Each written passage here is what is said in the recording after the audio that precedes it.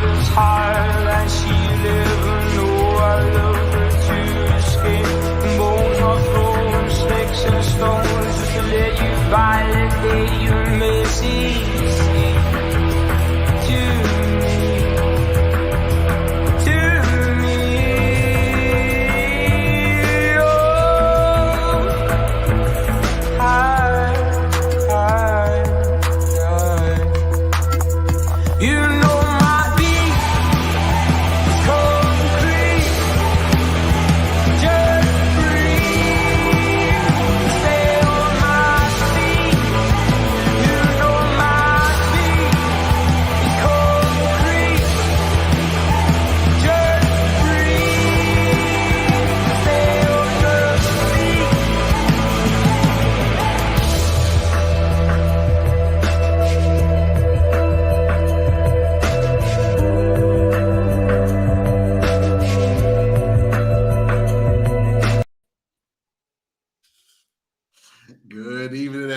welcome to Loaded Mag NUFC away days, and we are back again.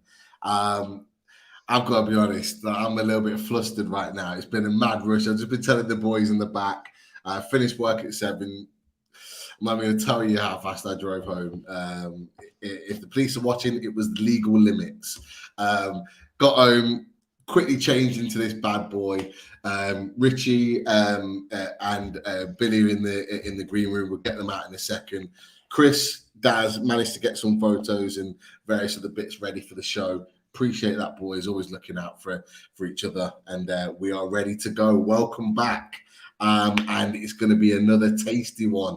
Still flying high off the fantastic victory at Tottenham Hotspur Stadium. But we look ahead. We keep ploughing on, Chris. And look, what are your thoughts now? And the technicalities around this game, we'll get into it when the boys are on. But what are your thoughts now? We've had a little bit of time, a few days to digest that win. How are you looking to the weekend? I don't know, mate. I'm a little bit nervous, to be honest, because I'm feeling really confident. I don't want to end up with egg on my face come the weekend, but I feel really confident. And I think, if we can put a performance up like that against Spurs, who albeit aren't in the best of form, but go into, the Tottenham Hotspur Stadium, as we well know, Pete, it's no easy feat to come away with 3 points. So, I think great performance. We're kind of riding the crest of a wave at the minute.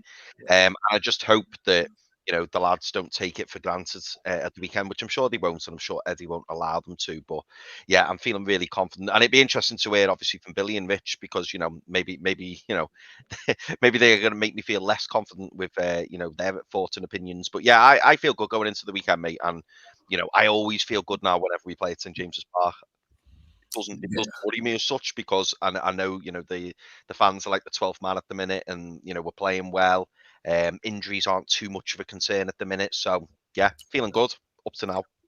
Yeah, up to now. That little bit on the end just leaves a lot to be thought about. But no, you're right. I think there's a lot of confidence. We're seeing people in the chat. Welcome, Ian. Oh, Rob. Rob's new to the chat. He's got a question in there, but we'll get to you, Rob. If you haven't already, Rob, click that subscribe button. Come and join the Loaded family. Nice to see you in the chat. Les Stapleton, Geordie Tune for Life, the main man, the sponsor, Simon Rudd. You got Gary, Tom Dixon, John Betts, Kamal, Phil. I could keep going. There's so many already in the chat. Welcome all to Away Days. As you all know, get your questions in for Rich and Billy, and we'll get them to them more as the show goes on. But you're all right. Confidence is high. You can see it in the chat. Everyone's buzzing about Newcastle. Eddie's top 4 mags at this moment in time. However, big changes have been afoot for our friends from Birmingham. And look, we're going to get them in now. Let's get them in and welcome from Total Screamers, new to the Away Days. We've got Billy. Welcome in, Billy. Hello, mate. Thanks for having me. Pleasure to be on. Great to have you, Billy. Pleasure is all ours. And of course, he's a regular. You know what? I think he might be picking up his hat-trick ball coming on today. He's got to be picking up the hat-trick ball. The main man, and he's a Geordie at heart because he lives up in the northeast. You know, we don't forget this. But from Villa Park Pod, we've got the main man, Rich. How you doing? I'm all right, good guys. Yeah, I think I am on my hat trick, and yeah, it's always a pleasure to come on and see you boys. Yeah, and I know you guys saying you're looking forward to, well, maybe not looking forward to it because you're so confident, but yeah, I don't know how confident we are yet. I'm not sure yet. I'm not sure. But we'll get into it. Well, look, let's get into it because, Chris, I'm going to steal your comments just for a second because let's get into it now. And I think Andrew has said it quite nicely in the beginning of the chat. Good evening. Because changes are afoot at Aston Villa. And look, it's gone from distraught and despair to full-on happiness now. And you've got a new man at the helm in Unai Emery. Look, I want to get your boys' thoughts on the changes. Firstly, on the situation with Steven Gerrard, and you know, at the end, was it deserving? Were you disappointed, happy for him to leave? But equally, you know, what are your thoughts now that Unai Emery is going to take the hot seat for Aston Villa? Rich, I'll start with you. Yeah, the Gerrard situation. I mean, I think I was vocal on your guys' pod, and I was on my own right across the board all sort of last year, and about, you know, I thought it was time for Dean Smith to go, and I think the reasoning for Gerrard, the appointment was quite sound. You know, we wanted a figurehead, we wanted someone who was ruthless and was a winner, and hopefully was going to bring that kind of ruthless edge, that win at all cost mentality, because it was perceived that Dean Smith was a little bit too nice with the players, didn't have that kind of, you know, being able to have that presence in the dressing room to, you know, that fear factor. Yeah. But to be honest, and I really pinned my nail to the mast and really said he was the man, and he was going to be a big thing, you know, and one of the next great managers. And whether that still transpires or not, it clearly hasn't worked at Aston Villa, you know. And in one of the big disappointments of me with Gerrard was that all of those perceived things about that kind of ruthless streak just didn't, other than the first kind of maybe 4 or 5 months, just didn't transpire. Like he kept playing his favourites. He kept, you know, he was quite stubborn with certain decisions, and ultimately some of the decisions that he made in terms of, like, you know, stripping captaincy of Tyrone Mings, all these things just snowballed into just things that he just couldn't get out of, and then at that point it just became untenable for him. So it didn't really matter that there might have been 1 or 2 fans that were still kind of sticking with him, or, you know, blaming the players as much as him for the situation that we were in. It just became untenable for him. And that picture that you've got of Gerrard was my face when I knew we had Newcastle coming up for the last month, because me and my mates up here were just like, I do not want to go to Newcastle, and taking my son to his first away game, I was like, I don't want to take him because we know our record, we know how well you're playing. But you know, we football, funny things happen in it, don't they? And the whole situation happened last week, and then the players put on a performance like they did against Brentford, you know, 3 goals in the first 15 minutes, just absolutely crazy. And now we've got a new manager that they need to try and impress. So, you know, who knows what can happen, mate? Who knows? But it's certainly more positive than it was a couple of weeks ago. That's for sure. Definitely. And look, Billy, I've heard you obviously when we've been on the 12th man, you talked about, you know, it was time for Gerrard to leave. I think you've been calling for it for quite a while. You wanted him out the door, but I want to get your thoughts on the new man, Unai Emery. What is he going to bring to Aston Villa as he brought kind of an uplift, as Rich talked about? You know, it looks more positive now as he brought an uplift. What is he going to bring to Aston Villa sort of moving forward? Yeah, I think on the pitch, he's going to bring a bit of tactical nous. He knows he can adapt to the way he sets up. If he's struggling halfway through a game, he's not scared to make that change at half time. If something's not going his way, he will make that change, which is nice to see, which we didn't see under Gerrard. And you could argue that we've not seen it under past 3 managers as well, Steve Bruce and Dean Smith. It would always be, let's get to 60, 65 minutes, see if anything changes. Before then we make a sub, and then it's too late. So I'm looking forward to seeing that side of it as well. But off the pitch, it just brings so much positivity. We've got a buzz around us now. We've got whether you want to call him an elite manager or not, that's up to you. But he's a top quality manager, and his CV speaks for itself. And it's just that excitement of a new manager, a top manager coming into the club. He's proven in several leagues. I think we said last night, didn't we, Pete? He came in straight after Arsene Wenger. So it was kind of destined to fail for him. It was going to be such a tough ask to follow such a legend of not just Arsenal, but of football. Yeah. And he was kind of always destined to fail. But when you look back at what he did, under the circumstances with the egos and the board problems, he did a really good job for them. 1 point away from 4th. I think it was about 70 points.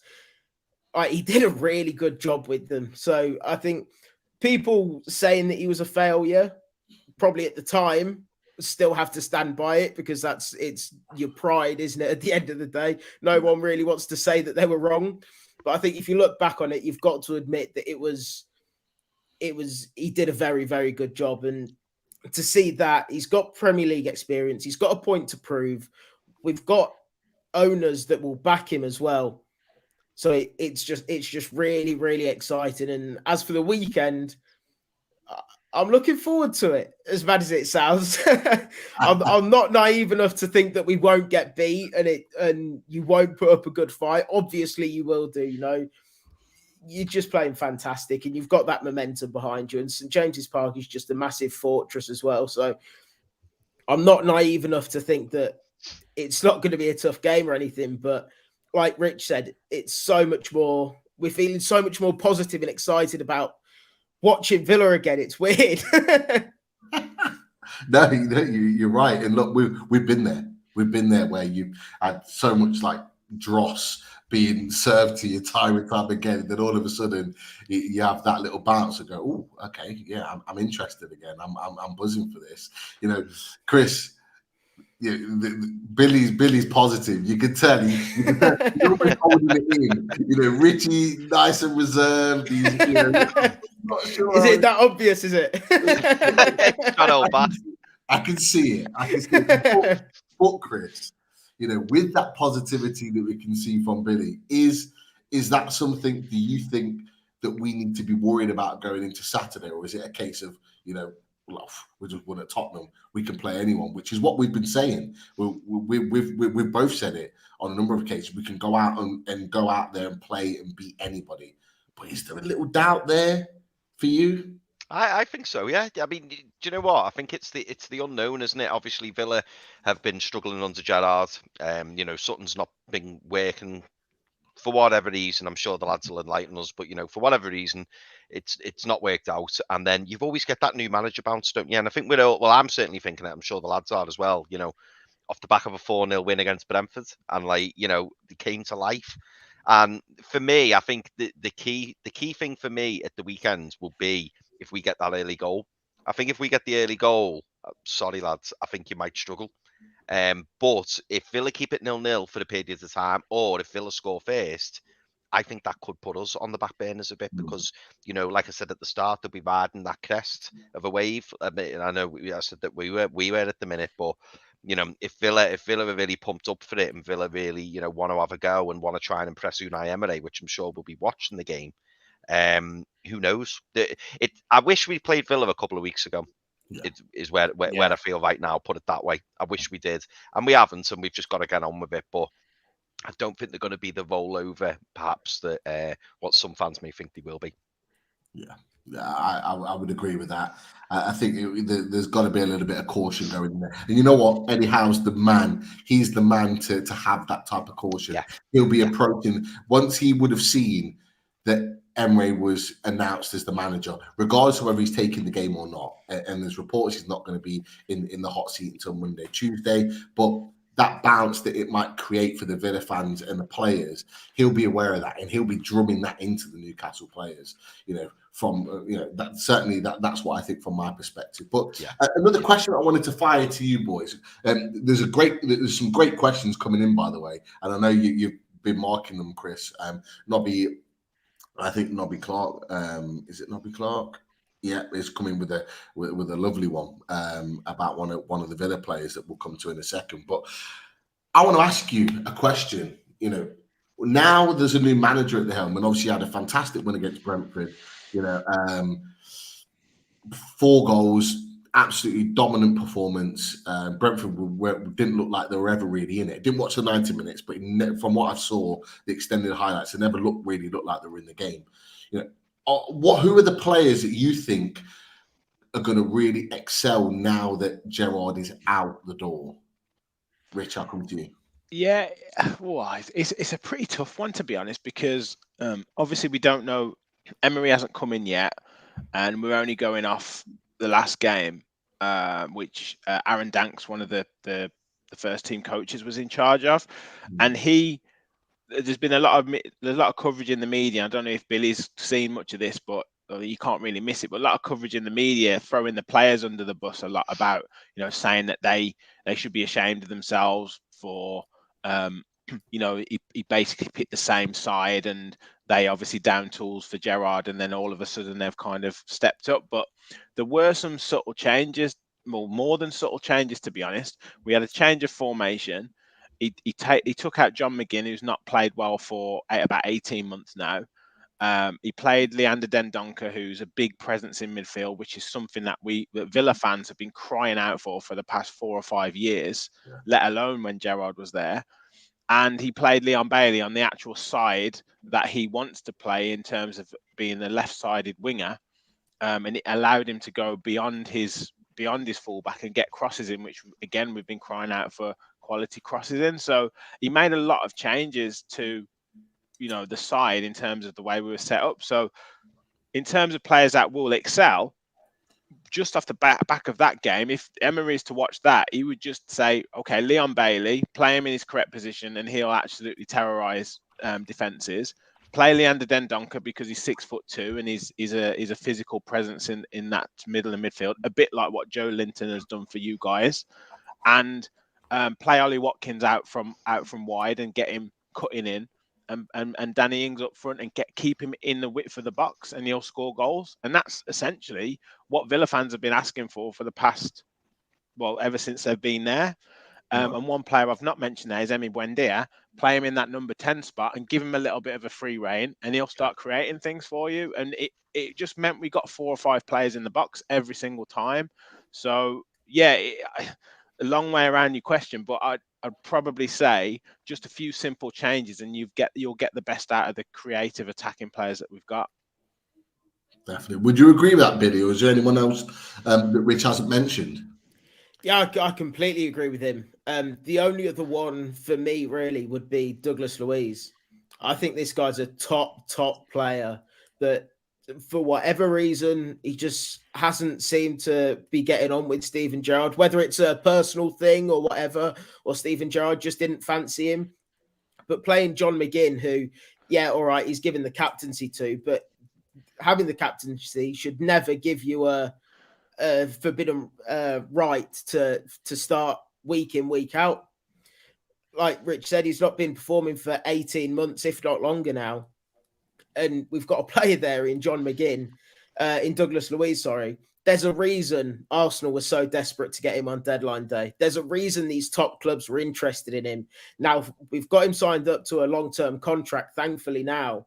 Now it's time to get the best out of him. He's been with us for a couple of years now. He's settled in. He's a top quality player. He's got that Brazilian flair, a bit like Bruno for you guys. Yeah. And he can really dictate play. His passing ability is fantastic. And I think alongside Leander Dendoncker, as we saw at the weekend, just works perfectly for him. We've got Kamara coming back now. Whenever they played together, they looked like they'd been playing together for the past 5 years or so. They just click. They were just one of them partnerships that just seemed to click. So he's another one that I'm really looking forward to seeing how he gets on under Unai Emery, because I think he'd be an absolute fool to not play him, and Emery probably knows that as well. So unless there's something seriously wrong with Douglas Luiz off the pitch that us fans don't get to see, then I think he'll be starting most weeks, and he should be starting most weeks as well, in my opinion. Is this what's wrong with him? Is he spending too much time?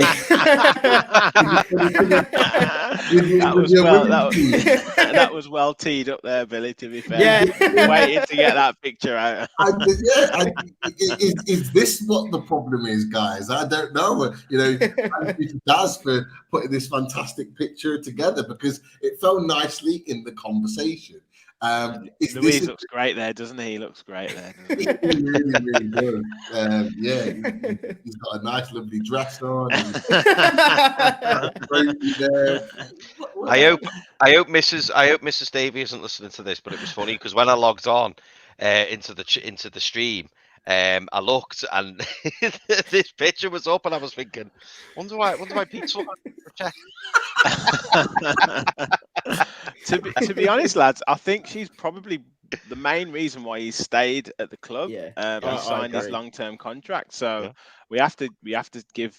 I mean, look, we don't know the exact reason. I'm sure like an extra 30 grand a week's probably helped as well. But yeah, I mean, she's doing very well with Villa ladies, and although they've been on a little bit of a dodgy run of form, the last couple of games have started the season off really well. And as we all know, if you've got a happy wife or happy missus, you've got a happy life. So look, this is it, don't argue. You can't argue with that. And when Chris was talking a second ago, my volume went right down. So.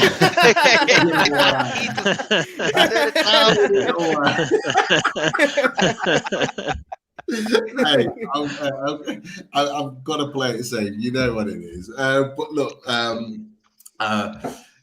there's a question, a fantastic question that Nobby came up with. I think it's one that would be ideal to go to next for the Villa boys, because we've talked about players that could improve under a new management. But what's happened to this guy, Nobby Clark's? It's absolutely spot on. Is Coutinho a flop for Villa? What has gone on with Philippe Coutinho? When you boys signed him in January, he was the talk of the Premier League. What's happened? To be honest with you, I think it's a case of him playing a little bit too much, feeling that his position's a little bit safe under Gerrard. He was always playing him.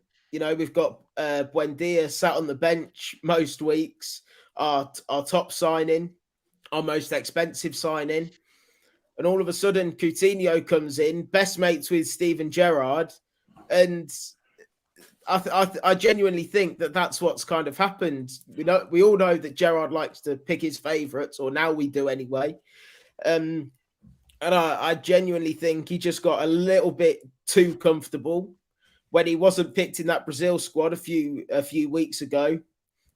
He was reportedly like a madman in training. Well, it needs to be a little bit more of a madman, because it doesn't seem like he's going to get into the World Cup squad either. So I'm gutted that it kind of hasn't worked out the way that we'd have liked to.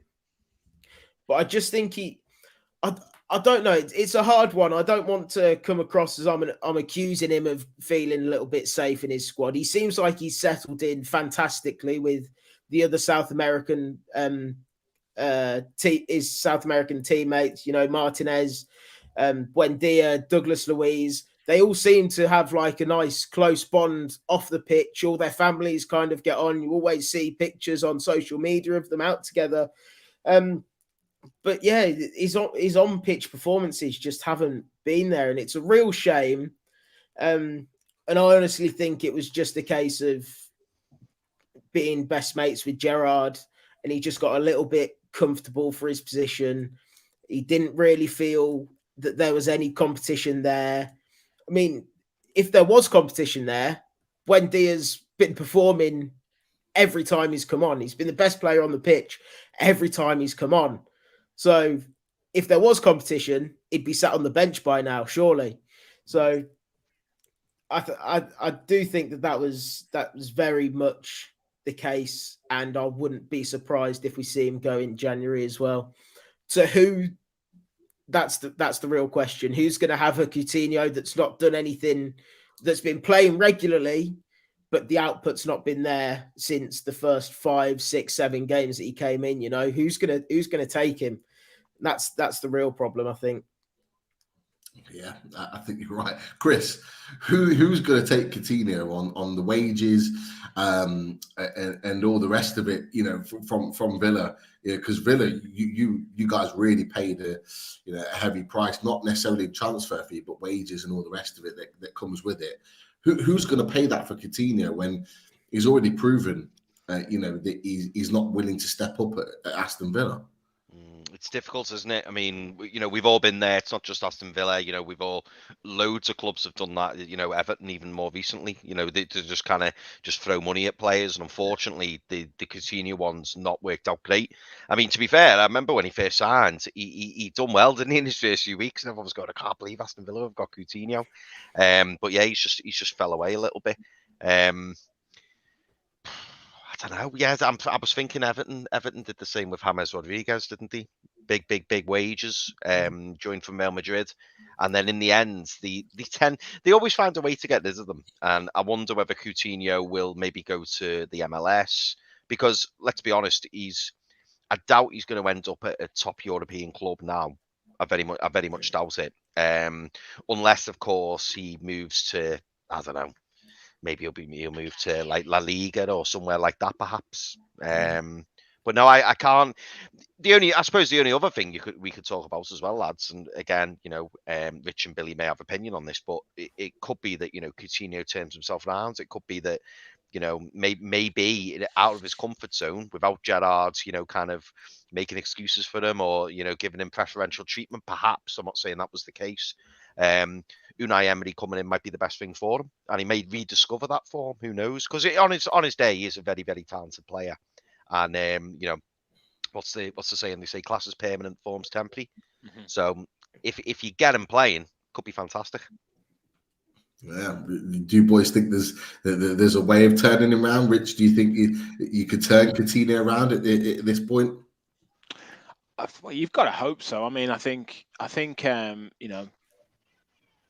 Chris is right with the comment there. Class is permanent, form is temporary. We've got to think that way. We were all lauding of the signing, and we were absolutely amazed that we could get a player of his quality. And we were saying he's probably, on paper, the best player that we've ever signed. Obviously Grealish came through the academy, so you get a player like Coutinho in your team, and it's like, what the hell? But I think there's always a risk with those type of players, because if they come in and they're playing brilliantly, which he did when he first started, no one cares about how much wages you're paying him. No one cares about, how much more he's on than you. But as soon as the form starts to drop, as soon as he starts to drop his performances, everyone's then looking at, well, hang on a minute, you're on like triple my wages and you're not pulling your weight. So I think it becomes a little bit of an issue. I think for someone like Coutinho as well, I think he needs to play in a team that's playing well, and we haven't been playing well. He needs to be in a team where we keep the ball quite well, and we get him in positions where he can hurt teams. To be fair, we just weren't doing it enough. I'd be interested to see how he gets on with this midfield that we've got now, with say a Dendoncker and a Louise. And then him playing in that free role as that number 10, rather than out wide as a front three, or as part of a 2, a 1, and then a 2 in the midfield three. I'd be interested to see how he does now, because maybe that defensive responsibility will be taken off him a little bit. Because one thing he was doing quite well, he was working hard, but as someone said in the comments there, a 30-year-old Philippe Coutinho is completely different to a 23, 24-year-old Philippe Coutinho. Like, his legs just didn't have it. The pace just doesn't have it. But if you get him on the ball in areas where he can hurt teams, then where we're controlling games, where we're winning second balls, then he's obviously going to do a lot better. So, you'd have to hope that he could turn it around. But in answer to that question, you'd have to say he has been a bit of a flop for us. Absolutely, he hasn't done what he was brought in to do, and that's kind of push us on to that next level. And there's absolutely no way that he's done that. Okay, just before we move on to the next section, sticking with Coutinho, you've just talked about, can he fit into that role of playing in your sort of more new look midfield, and we'll talk about that in the sort of tactics section later on. But there was a time where Gerrard was playing Buendia and Coutinho. Is there room for both, or are you having to purely pick one? Because me personally, I don't know what Chris thinks, I don't believe you can play Buendia and Coutinho in the same team and be successful. Yeah, Chris is saying exactly the same. Are you boys of the same mindset with that, Billy? Are you in the same mindset that they can't play in the same team? Yeah, I wasn't at first. I mean, the only time I can really remember them playing together was last game of the season against Man City. And the fact that we went 2 goals up against them, yes, all right, we bottled it and we didn't win in the end. But if we could do that against Man City, why can't we do it against other teams, kind of thing? Yep. And we didn't really try it out with other teams. Like I say, that's the only instance I can really remember that happening. And I think with Emery coming in, I think they played at Forest. I think they might have played together at Forest. Possibly. Mate, I was pulling my hair out at that point. Yeah. But no, it hasn't. But I do certainly agree. It hasn't been tried with any consistency. Definitely. Okay. So definitely one to look out for. I mean, I think, Pete, I don't know if it works. Again, like Billy said, I don't know if it. The formation that we're playing now, if that's to be the formation moving forward, I don't see it. I don't see them being able to operate it because we don't control midfields well enough. Right. If we had a Makelele in his prime or a Kante in his prime in that defensive midfield position who basically covers 2 players, we could probably cope with having the 2 of them in front of him just doing what they want to do, but we just haven't got it. So I can't see it. With your midfield, I don't think it would work. I agree. And Chris, you were kind of nodding your head in agreement as well that they can't play in the same team and be successful. They just seem to be 2 similar players to me. Yeah, and I think, do you know what? I mean, possibly they could, but in the current formation and the way Villa play, I can't see it. And I'd hate to see someone like Jacob Ramsey missing out, because I do like Jacob Ramsey. Because I'm thinking if you had the 2 attacking midfielders behind the main striker, you could always play Coutinho on one side and Buendia on the other. But I think if that was to sacrifice Jacob Ramsey, I probably wouldn't do that. And then obviously you're losing your wing play, because I imagine both gravitate to that number 10 through the middle. And then, as I say, that's probably why, Pete and I agree there that it's probably not the best. Sorry, that's my daughter telling everyone to subscribe to Losers. And just by magic, it there it is. And look, I think it's the perfect time. Thank you so much. It is. To let everybody know. Thanks for watching so far. 150 in the chat. If you haven't, click that like button. It takes just a second. And whilst you're there, click that subscribe button as well. I think there's 1 or 2 at least new in the chat. Come and join the Lodi family. If you've done that just now, thank you. We really appreciate it. And everyone in the chat is absolutely spot on. With some fantastic questions, fantastic points already in the show. It's been a dynamite start, and there's lots more to go. There are so many questions coming in. It is quality, and I would get to one particular question because it brings us to the next part of the show. I think it's Ray Burrow who put the question out. Can I just click it, Chris? Go for it, mate. Go for it. Great question for you boys. Question for the Villa boys. Given the choice, would you swap your squad for ours or our manager for yours? Now, your manager's barely through the door, so it's not an easy question. But But what are your thoughts? And just while you're thinking about that, Ray, massive thanks for the super sticker, £4.49. Thank you very much. We always appreciate the donations for the channel, and it allows us to build and grow. So thank you for that as well. But going back to that question, what do you think? If not the whole, Billy, I'll let you take that, mate. Yeah, nice one. Okay, I'll narrow it down then, because it's easy to say one full squad for the other. What players would you trade or take over, and who would you swap for? Wow. Are we doing like for like swaps? So, for example, if I was to take Bruno, can I swap him for John McGinn, for example, or would it have to be Douglas Luiz? Well, it's up to you. It's a question for you, boys. You decide. I think Callum Wilson is a top striker, and I've been thinking about this, like the last few people have asked me this week, and I actually think he's the best. I actually think he's the best English centre forward in the Premier League at this present time. So I would definitely take him. It's just a shame he's a Coventry City fan. Yeah. But yeah, so I think I'd certainly swap him for Watkins or Ings at this present time. Interesting. The goalkeeper, I think they're both excellent goalkeepers. I couldn't say. I think there's an argument for your centre halves being very good. Like Botman's come in and done very well. I don't know what you think about that, Billy, but you know the Mings and Konsa have started to play well, but there's still mistakes. There's still mistakes with them.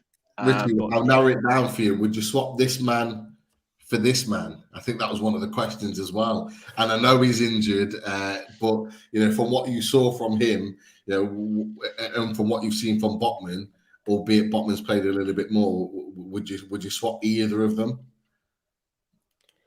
Go on, Rich. You take this one.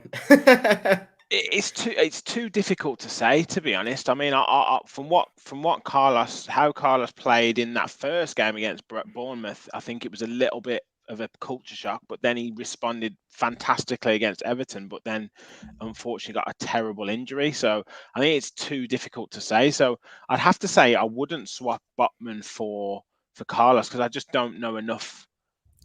There's not enough for me to go by. I mean, Botman's done very well and settled in really well. Like, I think the best thing you can say about a centre half who's coming into the league is no one's talking about him other than the fact that he's been solid. Like, no one's talking about Botman struggling in with the pace of the Premier League or making mistakes. So that's the best compliment you can give him, to be honest. Yeah. But I wouldn't say I would swap them yet, just because we haven't had enough of we haven't seen enough of Carlos, unfortunately, and that's been a real shame. Yeah, I've got to say that I completely agree as well, to be honest with you. From what we saw of Carlos in particularly that Everton game and also in pre-season, he looks like a man mountain, and I'm really excited for when he comes back in the last third, I think, of the season. I just look at him there; he just looks like a madman, doesn't he? I think he's got a little bit of a hot head on him as well, which, while it can be dangerous at times, I think you also need someone in the squad a bit like that as well, just to kind of wind players up. So at this moment in time, I don't think I'll swap them. If you ask me at the end of the season, then I could be giving you a different answer. Just need, like Rich said, just need to see a bit more of Carlos at first. Okay, so me and Chris have just been having a chat. To be fair, we talked about this before. Chris has had this idea for a while now. And let's expand this conversation a little bit more. Chris, you take it away, my man. Yeah, do you know what? I was just messaging Pete in the private chat. You lads may have seen it, I don't know, but I mentioned this a while ago, and we never do this with guests, and I thought it'd be quite good to do it, especially with yourselves, you know, because yeah, I just think it'd be a good topic of discussion. So I was thinking, and Pete, I don't know, have we got access to the tactics board this evening, or are we not looking at tactics? Because I just thought we could throw it on screen then, couldn't we, if you wanted? You know what? Let's go tactics board now. Just bear with me 1 second. Let's get it up. So I did ask, I didn't get a chance to ask Billy, so any changes from Rich's first 11, let me know. But I'll put the tactics board up now. So I've put the team. Actually, I just need to make one change before Yano shoots me down and has a go at me. That's the team that I put out for Newcastle. Not too dissimilar in what you saw against Tottenham, but I asked Rich for his earlier on in the week, his first 11, and he's put that out. Billy, look about right? I'd say that's bang on. Yeah. Okay. So I don't think you can make any changes at all after that game. Okay, so we've got our lineup here. Now, what we want to do, Chris, I'll let you take it. Go on. I was just going to say I didn't realise Villa had signed Luis. I've just clocked that myself. No. Oh You don't want him. You don't want him. No, we'll keep. Chris, we want him playing. Actually, we do. Yeah, we do. Yeah. So yeah, boys, I'd say this is a bit impromptu, but I think it'd be interesting. Pete, we may as well start with the left, if you like. So we were talking about goalkeepers, and I think it was you, Billy, wasn't it? Who was saying that two good goalkeepers in Emi Martinez and Nick Pope. Would you like to fight for Emi Martinez to be in between the sticks, or are you happy for us to have Nick Pope? What would your thoughts on that be? Has Lionel Messi ever called Nick Pope a phenomenon? Has Emi Martinez ever gone viral on Twitter? He might have done in Argentina when they won the Copa America. Exactly, yeah. He saved 2 penalties. It's such a tough one. Like Pope's a fantastic shot stopper. He's maybe not the best with his feet. Martinez is probably better with his feet, but has got a little bit of a suspect. Do you think? Sorry, mate. Trying to interrupt you to that, mate. Sorry, mate. Go on. No. I was just going to say he's probably a tiny bit suspect in certain longer distance shots. Like he didn't cover himself in glory against Chelsea with the Mason Mount free kick. But yeah, he's probably just about shares it. But he's a good keeper, Pope. He's just settled into you guys so well. Yeah. I think, to be honest with you, it's even Stevens, either or. You could literally take either or, and they'd both do a fantastic job. That's the thing. Chris, you said you would give them Martinez. Yeah, because I'll probably get a bit more. I think I'll be a bit more cutthroat as we get further up the pitch. Okay. But in fairness to the boys, I do like Martinez. I do like him. I think he is a really good keeper, and I think Arsenal made a mistake letting him go. I do rate him. I mean, what do you think, Pete? Do you think that's fair? I'm happy to sacrifice Pope as we move along the team. So I've moved all the other players off into their positions on one side of the pitch. So we've got Martinez in goal. We'll give you that one, Villa boys. We'll give you that one. Martinez in goal. To be fair, won a Copa America. It's one of them ones. He's won a major trophy internationally. You can't argue that. So therefore, you give him that one. Nick Pope will be holding the World Cup at some point, so then we might have to change that round in the return fixture, but we'll see. Okay, let's go centre backs then. Okay, so we've got the choices we've got Botman, we've got Shaw, we've got Mings, we've got Konza. Okay, they're the centre back options. What are we looking at? What are we going for in terms of that? Boys, all I'm going to say just to start off, don't be coming at me with Mings. Do not be coming at me with Mings, okay? Get out of there. I mean, I don't. Billy, you can have your say in a second, but I don't think looking, with the positions of both teams in the league and, the kind of situation that Aston Villa are in, the situation that Newcastle are in, I don't think you could make a case for either of our centre backs. No, as much as I like Ezri Konsa, I think he's a fantastic centre back, and Tyrone Mings as well. While yes, don't worry, Chris, I'm not coming at you. We all know Tyrone Mings has got a mistake in him, and I'm one of the first to criticise him when he makes that mistake. However, this season, you could argue that he's been one of our best players. I think the way he's reacted since the captaincy's been taken off him is just fantastic. And I think on the pitch as well, before the Chelsea and Fulham games anyway, he showed how good of a defender he really is. Saying that, I'm happy to give you both Botman and Shah. I think we're happy with that, aren't we, Pete? Had we been a bit higher up in the table, I might have had Shah. I don't know. To be honest, again, I don't know a great deal about him, and that's probably a good thing because your defenders aren't getting talked about for making many mistakes.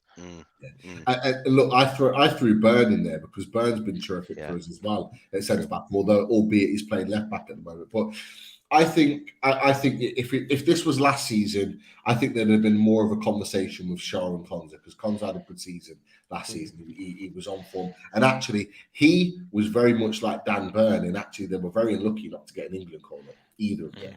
And I think it would have been well deserved for both of them had they got that call. But I just think for me, and Chris, correct me if I'm wrong, that Fabian Schär has probably at times, and we've talked about it on our review shows, outplayed Sven Botman. A couple of times. So although we're raving about Botman and we love him, we've actually rated Schär higher at times because of his overall play. So I would go with that one. I think the boys have given us one back, Chris, with regards to the centre backs. So now, where do you want to go next, Chris? You go for it. Should we say let's go right back? Okay. And again, I think the boys might argue a bit here. So we've got Matty Cash and we've got Kieran Trippier. No argument from me. I don't think there's any argument, to be honest. Oh, really? Really? No, not at all. Say I think Cash. the Polish campers. That's what I thought. They're going, Matty. No. I think I think there's marginally more argument for like Mings in that defense than there is for Cash. Like he's been injured, and he's just come back from injury. Played very well on Saturday Sunday, as did most of the Villa players, or pretty much all of the Villa players. But form hasn't been amazing, and his delivery is nowhere near. He's absolutely nowhere near Kieran Trippier. So it's got to be him, mate. I was going to say to you, Chris, can he put it over the wall? Trippier can. This is it. That's the big question. He didn't last time out though, did he? He needed a big deflection last time. Well, it was over the wall, and then the deflection helped it along the way. As long as if you say so. Oh god, but no, I think that's fair. Kieran Trippier, right back. On to you, Chris. So we're saying, I'm assuming Ashley Young or Dan Burn. Big Dan Burn. Yep, Dan Burn. We've got as well. Let's add to that list. We've got Coutinho. Yes. And we also have Matty Target. So we've got 4 options here for that left back berth. Who do we go for? I mean, the boys are never going to pick Matty Target, are they? Let's be honest. I know Billy won't. I've heard Billy's opinions of him before. What are you saying, boys? For me, there's only one answer. I don't know about you, Rich. I like Dan Burn a lot. I think he gets a lot of unnecessary stick. Mm-hmm. But the way Ashley Young has played at left back and he's kind of taken that role, he's just been so good. Luca Dean's supposed to be back on the grass, back among the players after his injury now. I don't want him on the team. He can't be starting. Ashley Young's been so good recently. I would say he's been our best player in the past few weeks. Wow. You know, not only how good he's playing as a player, but his game management, everything that he brings, the tactical fouls on the halfway line, not allowing those players to push forward and take that shot at Martinez. He's been bringing them down early. And you saw it actually at the weekend. He was the one that appeared to be taking the penalty. He grabbed the ball instantly. He was taking all the stick from Ivan Toney and the Brentford players. Then at the last minute, he gave it to Danny Ings. Danny Ings walked up to him. So it's that kind of thing. You don't realise kind of how valuable it is. And he's just been fantastic in this. I mean, he was fantastic first time round for us. And to see him come back and be just as good in a different position 10 years down the line, I absolutely adore the bloke. And for me, personally, he's got to be in here. Like I say, I do like Dan Burn. I think he gets a lot of unnecessary stick, like I just say. But Ashley Young, for me, has got to take his place. I don't know what you guys think, but I think, I'd agree. I think, Burns a good player, and we probably arguably goes in at centre back and certainly necessarily ahead of ours. I think I said it on one of our podcast episodes. I said it must be a sorry state of affairs at Aston Villa if a 37-year-old supposedly backup left back is our best player in the team at the moment. But that's where we are at the minute. But that's not taking anything away from Ashley Young. Like he's been tremendous, and a player who's won leagues, won European competition at Man United, won leagues at Inter Milan, been fantastic for Villa. You know, I think I don't know whatever reason it is, but I don't think he gets enough credit for the career that he's had, to be honest. He's had a phenomenal career, and to still be playing at 37, and he banged in a 25-yard strike against Nottingham Forest the other week, which was unreal. So on current form, I'd say he probably just about squeaks it, but I wouldn't argue with Dan Burn in there. But I think, you know, if we're looking traditional fullbacks, I'd say out of those, I'd probably say Ashley Young. Okay, so there's a couple for Ashley Young there. Chris, what are your thoughts? I don't know. At the start, I was thinking they were just going to go, French international, blah blah blah. It's got to be Coutinho, and I was all ready to go. Yeah, all right, fair enough. He hasn't impressed as much as he probably should have done. Now under Emery, he might be a totally different player, but for whatever reasons, he hasn't. He hasn't really hit the ground running. But that could have been a lot to do with the kind of inflexibility of the tactics. True. Interesting. I mean, I've got to admit, boys, we've been massive fans of Dan Burn. Massive fans of Dan Burn this season. He's playing unorthodox left back, but the main reason for that, without going into a massive big thing, the main reason for that is because Eddie Howe likes to play with three at the back when we're attacking, and you'll probably see that at the weekend. So Kieran Trippier moves further up the pitch and ends up becoming like a right midfielder when we're on the attack, and then Dan Burn slots into the left side of three centre backs. So it kind of works out well for us. And to be fair, Dan Burn's played left back at Brighton, but I know that's not his natural position. But he has been. I mean, Peter back me up. He's been really, really good. Yes. So I feel harsh not putting him in. However, I think if you boys are saying, Ashley Young's been your best player, it's difficult to disagree with you, because obviously, we've got to show a bit of leeway here and there. You know what I mean, Pete? So would you?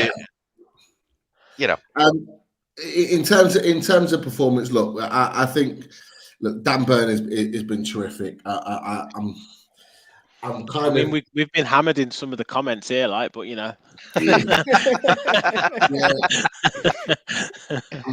honestly, I'm finding it difficult to see past Dan Burn. I really am, but I don't know.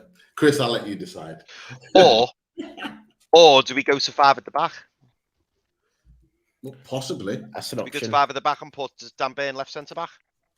Let's put him in left centre back for now, and let's put Ashley Young as left wing back and Kieran Trippier as right wing back, and then we'll see where we go. Okay, so we'll see where we go. So there's a bit of a compromise there, boys. Yeah. Okay. We're going That's back fair enough. With that. Let's get Target out there, Luca Dean out there. Yeah, they're out. There's your back three. Yeah. get these. And to be fair, based on our strikers as well, I'm assuming you're going to want one of your lads up top. We'll have Callum Wilson up top. I think we know that's going to happen, don't we? So, I mean, let's see how we unfold anyway. So let's go for the defensive midfielder, because we're going to need a defensive midfielder in this formation. Now, it's whether or not. Well, tell you what, you tell me you fit. I'm assuming you're going to want David Luiz. I think you probably, with those midfielders there, I would probably go in a 3: Luiz, Bruno, and probably Joe Linton. Yeah, it's a good shout. I agree. To be fair, that's pretty good actually. Yeah. So we have Bruno and Joe Linton further forward with Luiz sitting. Yeah, Either probably. Or. Yeah, either or. Bruno or Luiz in that position. Joe Linton and whatever. We might be after the defensive midfielder in January, boys. So let's hope Eddie Howe's not watching. I mean, this. Luiz has tended to do better in a more advanced midfield position, or Right. if you're doing that 4-4-2-3-1, so you've got two the double pivot, as I like to call it these days, but basically it's two central midfielders. Yeah, I'll tell you what. Who's up for a shout is when fully fit anyway. Is Boubacar Kamara. Yes, for that sitting role. And I think he's got to be in there for Luiz, and he fits that midfield 3. Oh yeah, yeah. Really. We're talking best player. Yeah. Have you been impressed with Kamara since he come in? Oh, absolutely. Yeah. He was really finding some form as well just before he got that injury. All right, interesting. Very interesting. Okay. So only 2 more players now, isn't it? I think. Yeah, we've got 2. Have we got to drop someone? Look, we've got Leon Bailey, Alan St. Maximin, Callum Wilson, Ings, Buendia. We've got maybe not Longstaff. He's not going to get it, is he? No. I saw the mouse hovering around. I was wondering what he's doing then. I don't know what I was doing. You got Watkins, you got Almiron, who's on fire at the moment. You got an array of players there that we could choose. Who are the top 2? I think so. Did we not all agree that Wilson was one of the main men? Yeah, you got to put Wilson 100%. I actually think a Wilson Danny Ings centre forward partnership would not be a bad forward partnership at all. I'm just looking at that team though, and there's very little pace. Yeah. That's Bailey and St. thing. Maximin. It would be Bailey and St. Maximin would be nice. Almiron's your best player at the minute. I know. Yeah. Oh, this is why I think we have to take Dan Burn out maybe and go for a 4-back. You know what? You read my mind. You got to, haven't you? You got to. I think you got to Burn. We love you, Burn, baby, Burn, and all that. But we're gonna have to drop you from the team. Unfortunately, we've got so we've got 2. Can I make a suggestion? And again, I hate saying this because I love Joe Linton. Are we doing a 4-2-3-1? I think we need wingers, and I'm thinking if we have Bruno and Kamara sitting in the middle, and then you've got your 3 behind Callum Wilson. Yeah. I would say Almiron, Bailey on his last game, and then behind him, behind Wilson. Oh, it's got to be Buendia, hasn't it? No, yeah. In terms of that position. I just don't think there's anyone that's that creative spark. I'm gonna throw another one in because he's a number 10. So if you're gonna have someone, is he an out number 10 though, or is it just the number on the back of his shirt? a bit of both. He was when he came to us a number 10. Right. We've just never played it there. We just played it. Lads, I'm gonna have to love you and leave you in this big debate. But it's been an absolute pleasure. And you know what? You moved a lot of things around to make it tonight, and I really, really appreciate it. I know you've got to go. I'm good to see the final picture. But we'll get it out there, and we'll tag you in so you can see the final. Yeah. Rich, just before you go, 5:00 Saturday afternoon. What do you think the score's going to be? I'm going to be optimistic and say 1-1. That's about as optimistic as I'm going to be, because we never win at St James's Park. So Okay. yeah. No worries. Honestly, absolute pleasure, Rich. Great to have you on. Return fixture. We'll do this again. So I'll be in touch, mate. All right. Absolute legends. Cheers, Good to lads. see you See you, again, Rich. Rich. Take care, mate. See you, Billy. See you later, everyone. Thank you. Bye. Bye-bye. See you, mate. Brilliant stuff. And look, let's just complete this. So we're looking at the last piece of the puzzle. There's two here. Buendia, who's a very, very talented player, by the way. I love him. I think he's a brilliant player. And then you got the Magpie Maverick that is Alan St-Maximin. Who do we go for? I think for me personally, in that role, I think it's got to be Buendia, because he's played it the most recent. Like you say, if you're playing, if St-Maximin kind of came to you as a number 10, but you've just played him on the wings for the past 2 or 3 years, or however long it's been, is he still that number 10? Is he still a number 10? Billy, could we swap you St-Maximin for Bailey and put Buendia in the 10?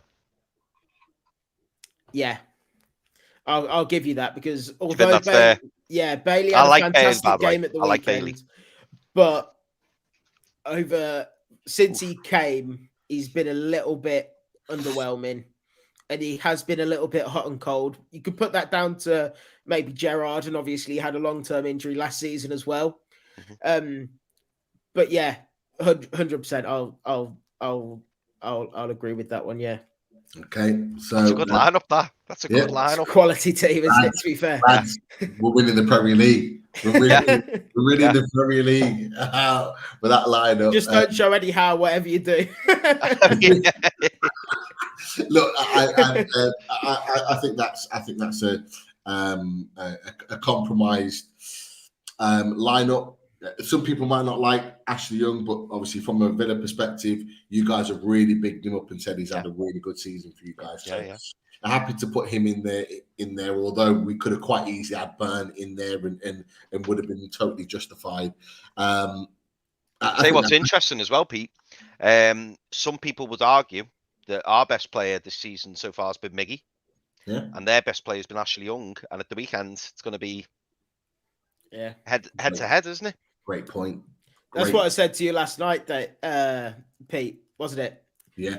It was. There's going to be a lot of good matchups in this game. For the neutral, it's going to be a fantastic game. And that Almiron against Ashley Young is going to be interesting. The Wilson against Konza Mings. I think the Danny Ings as well, hopefully he starts. I think he's got to, against Shah and Botman. There's going to be a lot of decent matchups, one-on-one matchups it's going to be a fantastic game.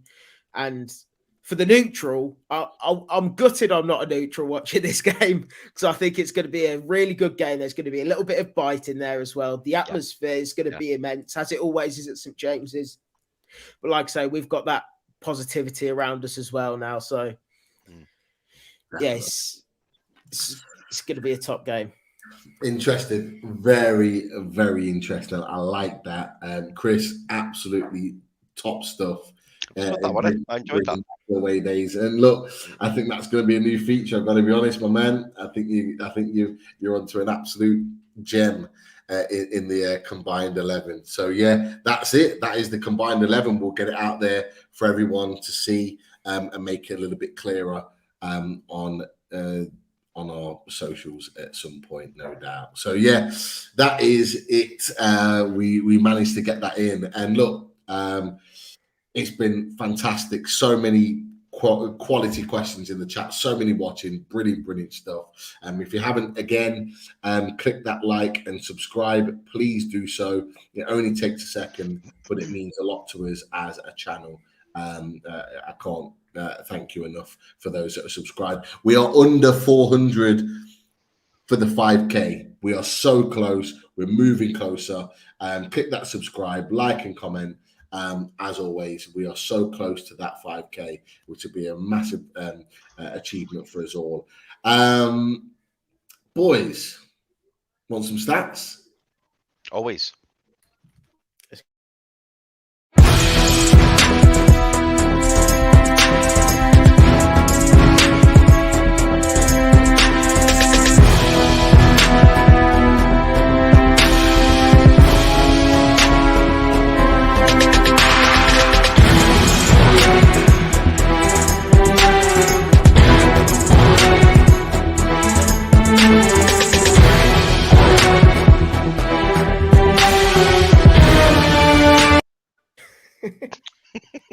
again, lads. Magic, he appears. Good evening, 00 Stato. Keith, how are you, my friend? Very good, thanks. It's lovely being in the top 4 again. Feels like it's 2001 all over again, doesn't it, really? It does. It does. And look, Billy gave a little chuckle there to the video as it came out. We always look at the reactions. And I think that's in the chat. And we were talking about doing a compilation of people's reactions of those that are guests on the channel to when that video pops out. Something like that, aren't they?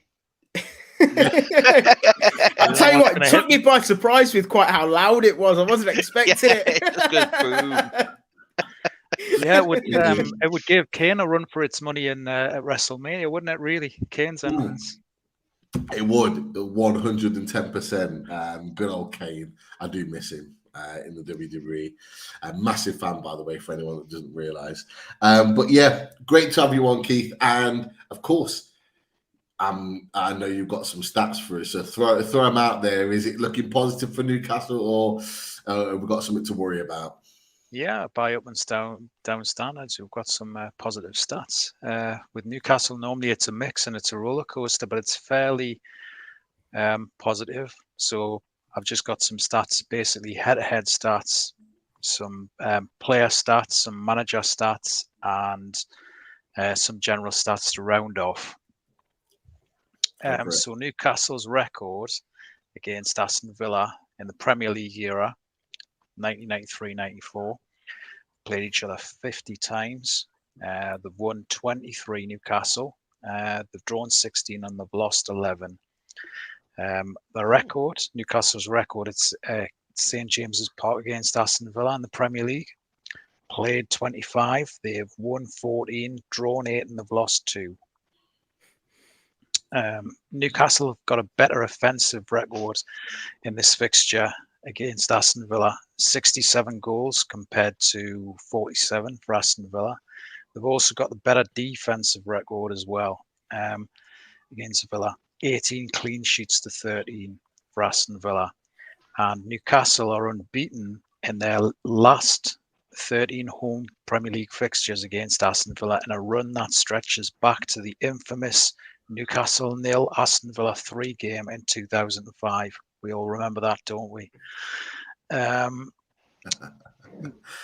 There's just been 14 goals scored in the last 10 Premier League meetings between Newcastle and Aston Villa, believe it or not. And Newcastle, on the other side here, Villa have got 9 goals and Newcastle have got 5. So Villa have got a slight advantage in recent. Something positive.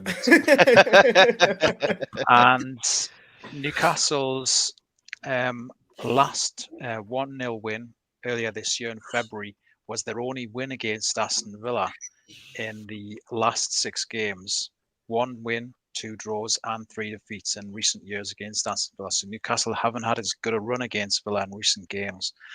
But Newcastle's win against Spurs on Sunday meant that they'd equalled the Premier League record against any team of 23 wins, which was also against Villa. Maybe they'll break that on Saturday. Maybe it goes to 24 on Saturday. Moving on to players, Callum Wilson's record against Aston Villa, 1 goal in 7 games. But Chris Wood's really got a good record as well. Scored 4 goals in 8 games. Chris Wood's been coming on more as a substitute in recent games for Newcastle. Yeah. Whereas at Villa, this season, top goal scorers and ones to look out for, Danny Ings, we all know very well, 4 goals, followed by Leon Bailey with 3, Douglas Luiz and Ollie Watkins on 2 each. Managers, Eddie Howe's record against Aston Villa, he's managed 6 games, he's won 3 and he's lost 3. So a 50-50 record there against Aston Villa. Some general stats, Aston Villa are winless in their last 7 Premier League away games. The last away game in the Premier League was at the end of last season, towards the end. They won 3-2 at Turf Moor against Burnley. I believe it was the back end of April. Newcastle, on the other hand, are on a 7-game unbeaten run at St James's Park, which goes back to when they lost against Liverpool towards the end of last season, 1-0. And if Newcastle don't lose on Saturday, they'll equal their best unbeaten run of games in the Premier League when they last went 8 games unbeaten back in 93-94. So you're going back to the Keegan years with that. And I thought I'd just round off with this one, that to this point, Aston Villa, after 90 minutes of football at St James's, Aston Villa have never actually beaten an 11 player Newcastle United. Newcastle have always had a player sent off, or 2 or 3, when they've played at St James's and won. Obviously, the 3-0 win was the one we all remember when Bowyer and Dyer had a little bit of fisticuffs and got sent off, and so did Stephen Taylor for the theatrics. Newcastle ended up with 8 on that game. And way back in '99 as well, Ruud Hullit's game as manager in his first full season, Alan Shearer got sent off by Uriah Rennie when they lost 1-0. So Villa's 2 wins in the Premier League came when Newcastle have had men sent off. And that rounds off the stats. I always remember that game where Alan Shearer, Uriah Rennie sent him off, and it was a ridiculous sending off. But I can't remember which player it was. I always remember the Villa player when he gets sent off, he goes like this, like with his head, like he can't believe it. And I can't remember which Villa player it was. It's annoying. It's racking my brain, and I can't think of it. But like even the Villa players turned around, they were like they couldn't believe they'd been sent off because it was such a ridiculous decision. I've never. Was it a second yellow? I believe it was a second yellow, and Shearer was sort of going up for the ball. It was like a challenge where the ball come up and Shearer jumped, and like he must have his arm was up, but say the arm wasn't anywhere near the face or anything, and Uriah Rennie just came over and give him a second yellow, and that was it. And everyone was just like, "What the hell?" I thought it was a straight yellow. No, I think it was a second yellow. I believe it was a second yellow.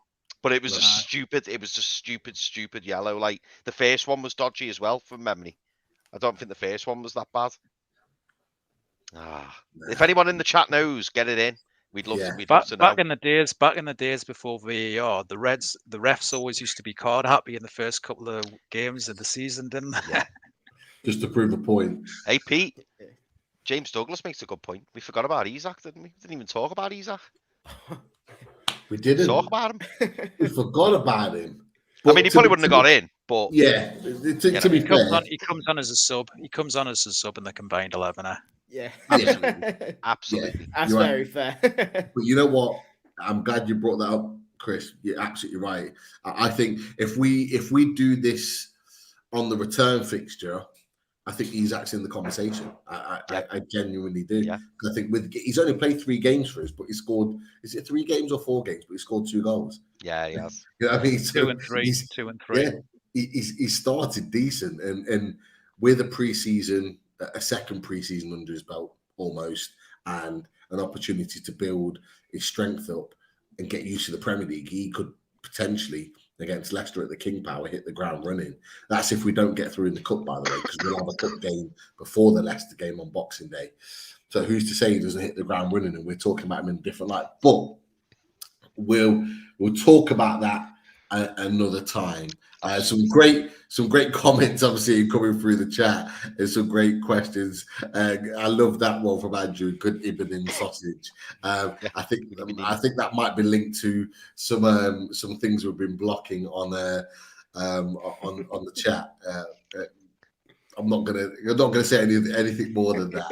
But yeah, we always get some interesting additions to the chat on some of our loaded shows. But look, Chris, we've got a number of questions that we can fire through. I think there's some Newcastle related and some Villa related as well. So why not fire through? There absolutely is, mate. There absolutely is. So I don't know if Billy's going to like me tone when I ask him this, but Billy, I'm assuming you will know all about this player, because obviously Villa like to go for the same players that Newcastle go for. So I'm going to ask you your opinion on this. Apparently Mudryk is open to coming to Newcastle, lads. Thoughts? And I'm putting that to Billy because I don't know whether Villa have actually been linked with Mudryk, if that's how you pronounce it. Have you not? No, he's the Shakhtar Donetsk player, isn't he? He is. Scored a great goal last night, by the way.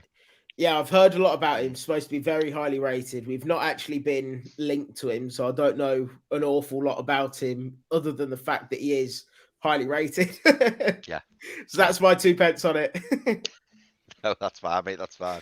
I was only throwing that in because obviously, you got Carlos, you got Kamara, Luca Dean, all players we were looking at. But yeah, this is a good one from Mike Gent. And again, Billy, this is quite broad. But what are your thoughts on FFP? In what way? So, well, I'm assuming, Mike may be asking, Mike, if I'm putting words in your mouth, mate, I apologise, but I'm assuming Mike's thinking maybe, in terms of how your club are dealing with it. I know, obviously, you've made some rather big signings recently, and I know they're on pretty high wages. Is it a case where you feel like you're comfortable at the moment with FFP, or do you think you need to get rid of some players, or where do you see yourselves at this present moment? Yeah, so our CEO, Christian Perslow, was actually involved in FFP. But I'm not too sure if he was actually involved in it becoming a thing, but basically he was involved in some way, so understands it to the T. Yeah. So I'm not worried at all. I think we're doing our business. We're doing good business. And I think it's all going to be above board. So as a Villa fan, I'm not really too worried about anything like that, to be honest with you. Yeah, no, that's fair, mate. That's fair.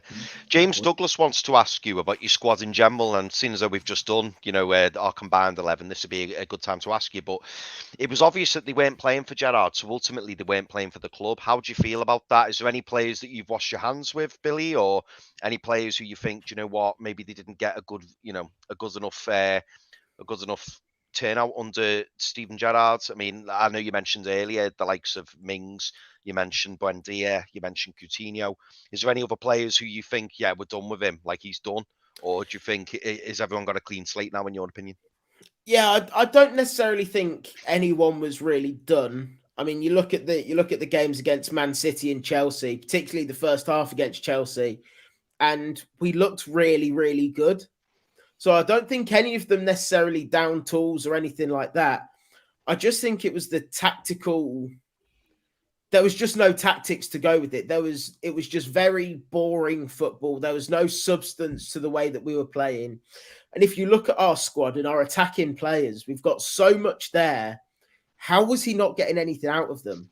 You know what I mean? You put them into a simple system, playing to their strengths, get my words out, against Brentford, and look what happens.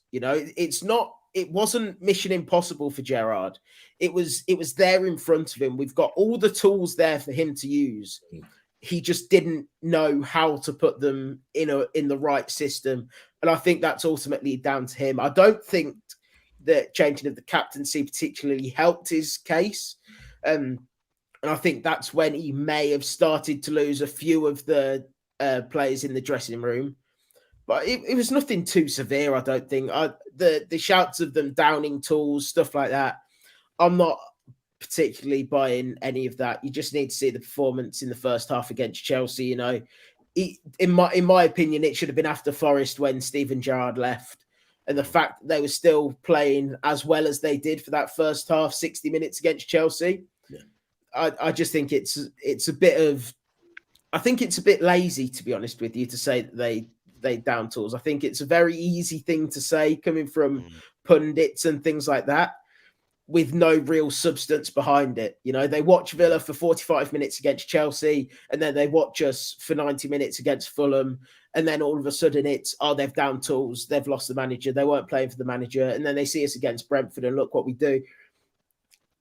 There was a lot more behind it than just that, if you know what I mean. Yeah. No, that's fair, mate. That's fair. And I've got another couple of questions, but I'm going to divert this one to Keith first. And this is Tom Dixon keeping us in check, Pete, because normally we ask this question, to be fair, on the tactics board, but we obviously, because we deviated a little bit.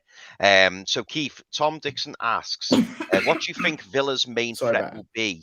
Oh, sorry, mate. What do you think Villa's main threat will be, and who do you think Newcastle's main threat will be on Saturday? Interesting. I've always liked the striker Ings.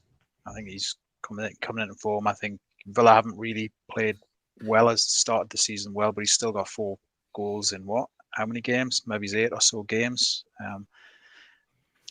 Certainly, I think you're right about when you were talking earlier in the show about Ashley Young. I think that's a key battle as well. I think he's playing brilliantly for a 37-year-old and playing in Italy, for Inter, coming back over. I think that experience has done him the world of good and arguably extending his career, really.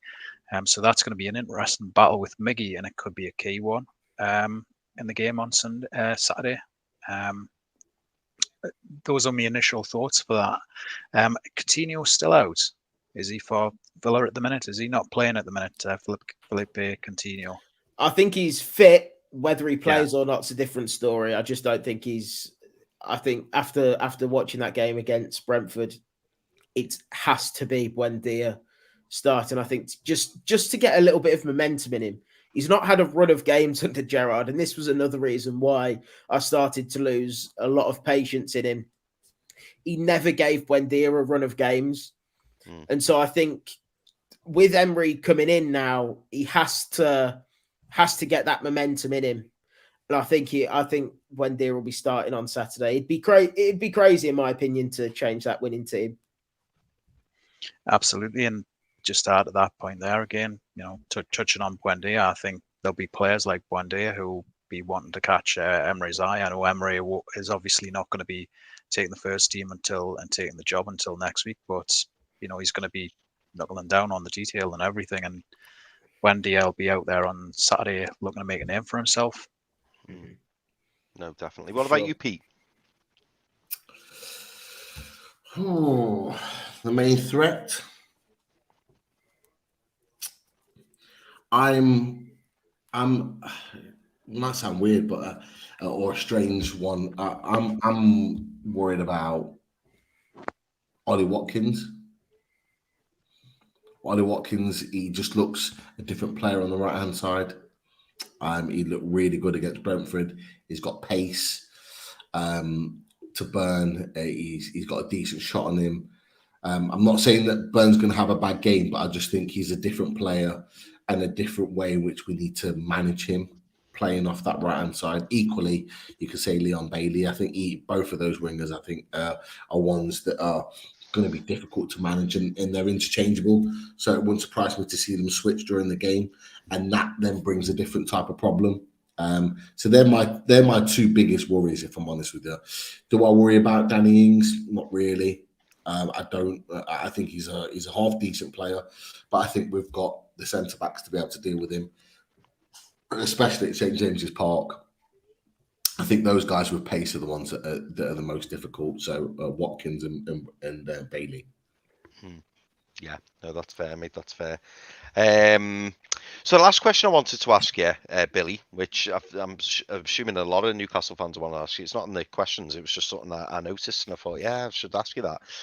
How have you found Castore this season? I don't mind it, to be honest with you. I think that it's all right. I mean, I've got it on now.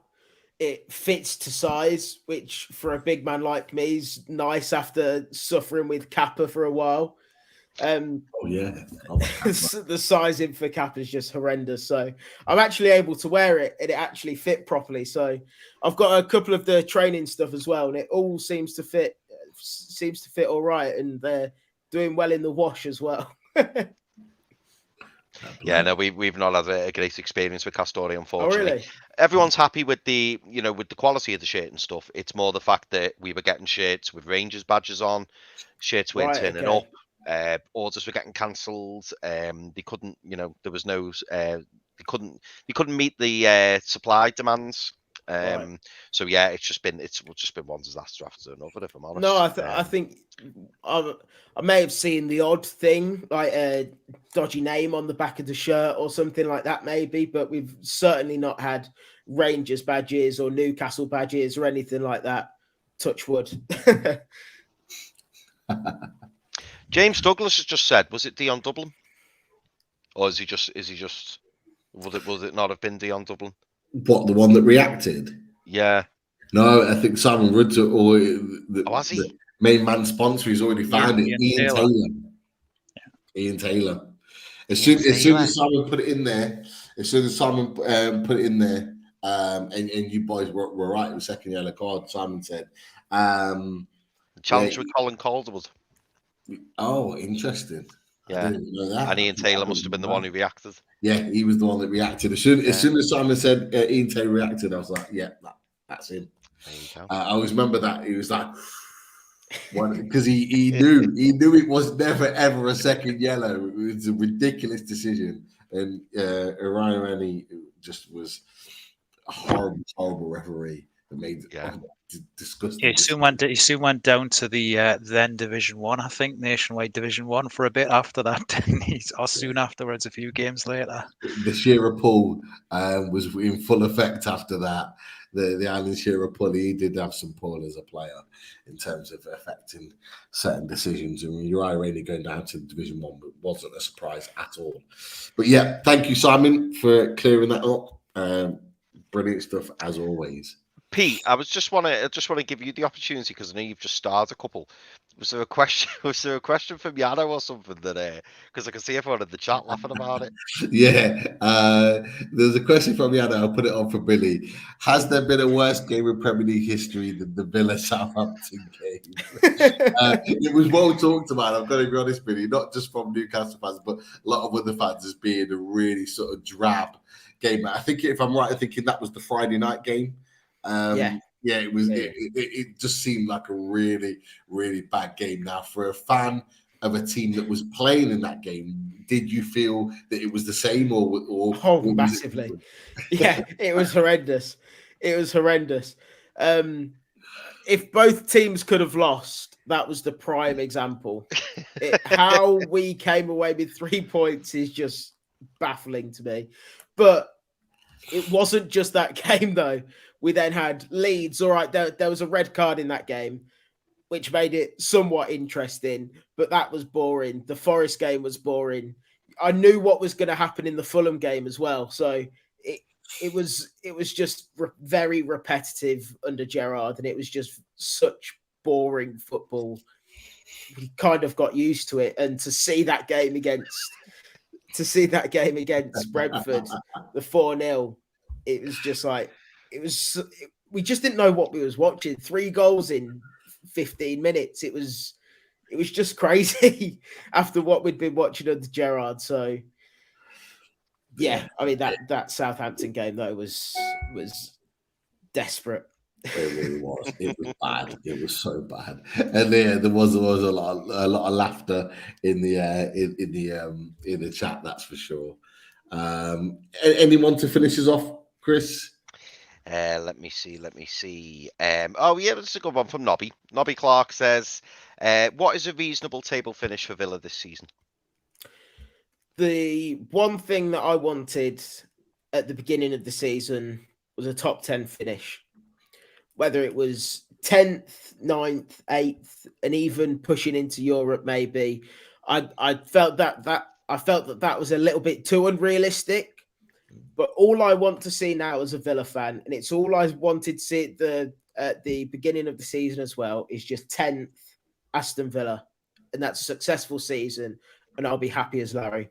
So I think as well with Unai Emery being such a top coach as well, and I think his style of football playing to our players' strengths, I think that's certainly doable. Yeah, I think absolutely. If he gets off to a good start, there's no reason why not. And we've spoke a lot on this channel, this season especially, Billy, how the big teams aren't as consistent as what they once were. We've seen that with Liverpool, we've seen it at Man United, Tottenham, Chelsea. It's only really City who kind of keep trudging on, albeit they got beat by Liverpool the other week, which was a big shock.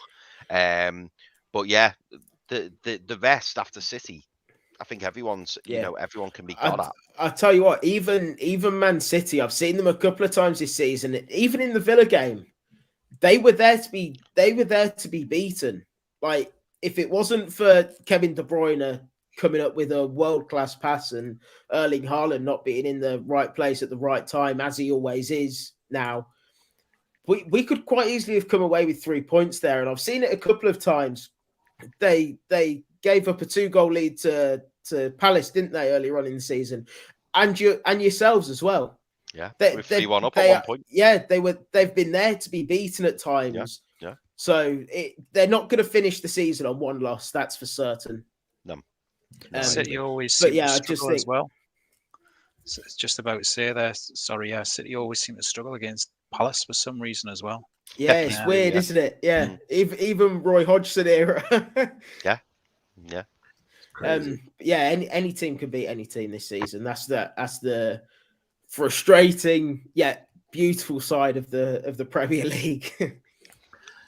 but that isn't that equally what gives us an opportunity. Gives Exactly, Newcastle, who are 100%. in a great position at the moment, the opportunity, because everyone's beating everyone. Equally, the likes of Villa, who have got a new manager and have got the aspirations of pushing up the table. Yeah, 100%. Everyone beating everyone just opens it up and makes it possible for a lot of other teams that people didn't expect to have good seasons. But we'll see. Look, we'll start to wind down the show. Again, another massive thanks to everybody. 120 in the chat right now, as much as 150, 60 plus watching the show tonight. If you haven't already, click the like and subscribe. Please do that now. Lots of comments in the chat tonight. Brilliant to have you all involved as well. Is part of Loaded Mag NUFC. We have to give a shout out to our sponsors, and rightly so. www.shyburns.com. Simon's been in the chat tonight with some fantastic comments and questions, and obviously wrapped up the Ian Taylor debate on who reacted first to Shearer's red card. Check out his gear. It is Mental Health Week this week, and I said it earlier on in the week. And it's a perfect and a very appropriate time to give a shout out to Shy Burns for all the work that they do, mental health related. It's important that if you're feeling a certain way, talk to people. Talking is important. And remember, be kind. We always promote that and to support each other. Any type of mental health can be, supported by lots and lots of people. There are lots of areas and people that can support companies that do their best. And we are just a small cog on that wheel, working alongside the Siren. So there's tops available on the website to have a look at. And of course, promoting it by and through away days, as I've got the shirt right now, the Brazilian special, get involved in that too. Thank you to Pins and Prints, as always, for their fantastic designs, for all things Newcastle United. Just going through a few, lots more available to them. Check out Pins and Prints for all the latest pins and prints available for Newcastle United. And of course, Marty from Machine House, a fantastic supporter and sponsor of the channel. Make sure you check out all of his gear. Lots and lots available. And Dean, again, spoke to me the other day. Recovery is making some progress with his Achilles. Hope you're feeling better soon and on your feet as quickly as possible. But check out his gear. Some fantastic gear available. Lots more available as well. So check out his site for more things and all things Geordie Rise. And of course, our new sponsor who's been in the chat tonight, Russ, a fantastic sponsor, the radiatorshed.com. Check that out. We've got two people in the prison tonight, Billy and Keith.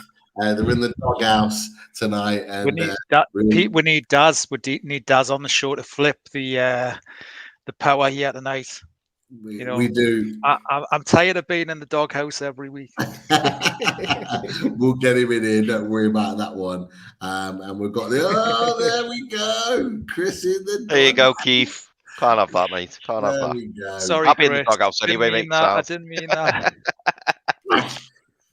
Brilliant stuff. But as always, from the Radiator Shed, Northeast-based company, cover most regions in the UK. Delivery is direct and including the price to mainland UK. Top quality materials made from plate steel, providing longevity, all designed and manufactured in Italy.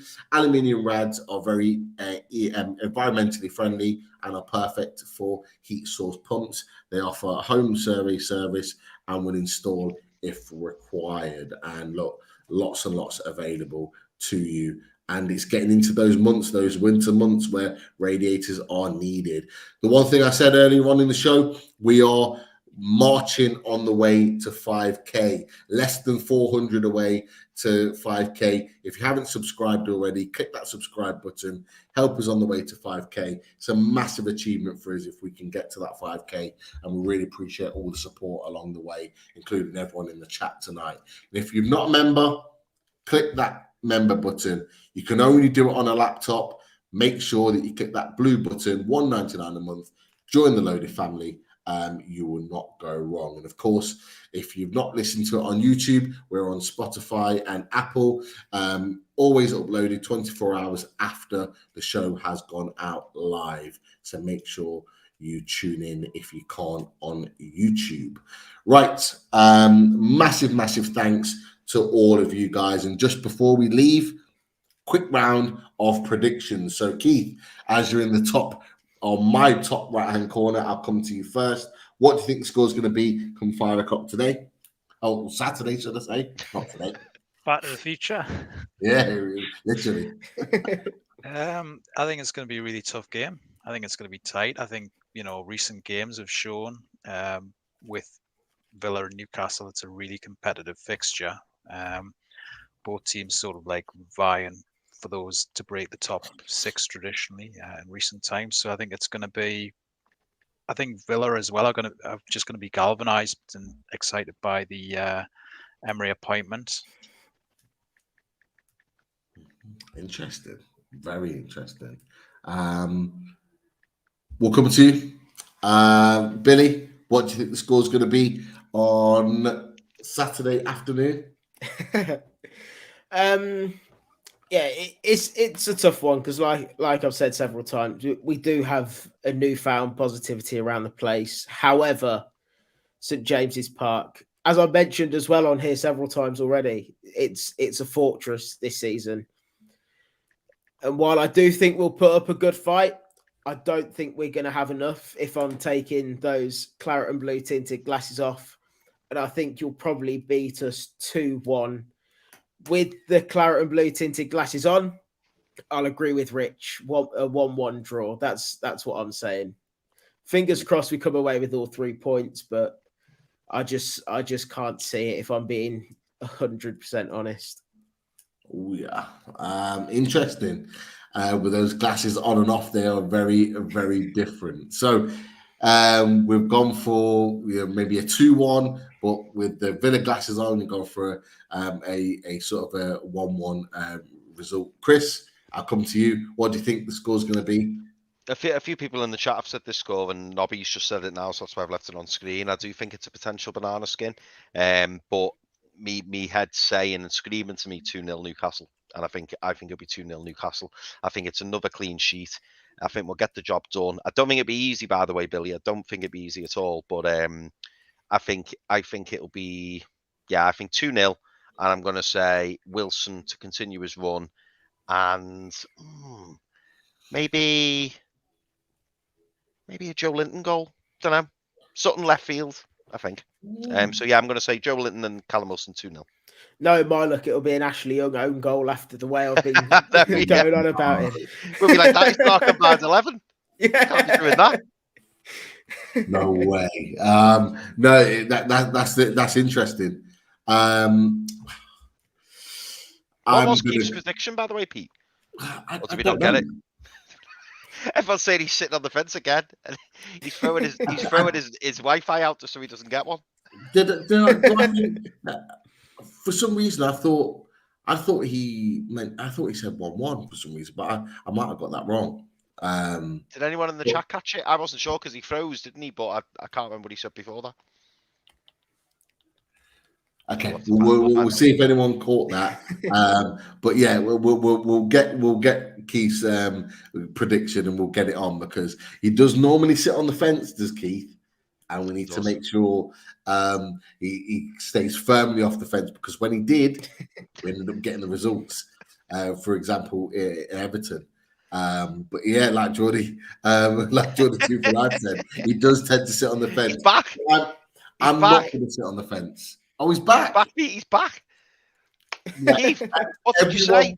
Everyone wants to know what your prediction was. So, did you stay on the fence, or did you come off the fence? That's what everyone wants to know. I think the universe metaphorically just picked us off the fence there, didn't it? Really.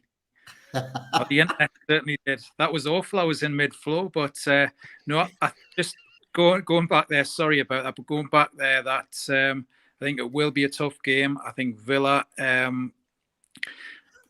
have obviously shipped a few goals recently. I think I'd narrowly give Newcastle the edge. I think VAR, everything being working the way it should, the referee working the way it should. I think it'll be a narrow 1-0 win to Newcastle. Oh, Billy, this is like groundbreaking. He's not only just come off the fence for the Everton game, he's now like done it again for the Villa game. Well, I hope Double O Stato's wrong at some point. Yeah, well, he was right against Everton, so therefore, hopefully, that pump your money on Villa. Someone's got to be wrong at some point. Billy. Wish Villa all the best after 5 o'clock on Saturday afternoon. Of course. I appreciate it, mate. The same with you guys as well, of course. Definitely. Look, I'm going to go for a stupend, and I'm going to go for a 3-1 Newcastle United win. I think we're just in a great flow at the moment. And Billy, you did say last night, the bubble should burst at some point, but I just think we're just steamrolling away, and I think the players have had a longer rest now this week, feel fresh. Bruno's had a couple of hours sleep for once after his newborn baby was born. So who's to say we can't fly again? But look, Billy, so many have said it in the chat. It's been an absolute pleasure to have you on your debut. It's been a pleasure to come on, mate. Thank you for having me. Absolute top guy. I knew that anyway, obviously from the 12th man, but it's great to have you on. And also Rich Sutherland, who you've been on with pods with him before, Billy. Rich, top guy. Gutted to lose him earlier on in the show tonight, but he had commitments elsewhere. He will be back. We'll have you both back for the return game at Villa Park. Chris, legend as always. You know what? The creator of the combined 11. It's not the last time we're going to see that. And Keith, Double O Stato, absolute legend. You have become quite convincingly a firm favourite on the away days with your stats and your opinions. The chat love you. So do we on Loaded. It's great to have you a part of us. And yeah, it's always a pleasure. So thank you for joining us tonight as well, mate. Thanks a lot, Pete. Means a lot. Always good. Sure. No problem at all. And of course, the chatters, everyone in the chat, thank you for your questions. Sorry if we didn't get to all of them. There were so many. We've already gone way over tonight than what we anticipated. But it's been such a good show. It just kind of ran the way it did. Lots coming up. We have the reaction show to the Aston Villa game coming up on Saturday. So please look out for that. And there'll be more interesting shows coming up as next week approaches. So yeah, first and foremost, check out the reaction. I think it's going to be an 8 o'clock Saturday reaction, hopefully a 3 points. So come and join us then. But regardless of the result, we'll be on anyway. And we are out. So of course, I will leave you with, we do love playing away. Take care. Have a fantastic evening. Speak to you soon. See you.